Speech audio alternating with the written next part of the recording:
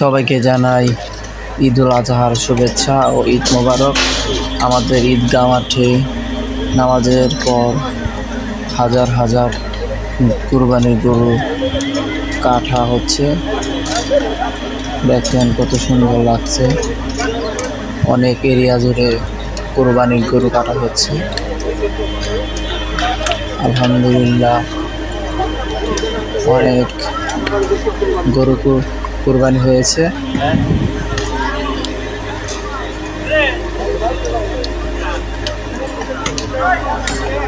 সবাই ভালো থাকবেন, সুস্থ থাকবেন। আল্লাহ হাফেজ।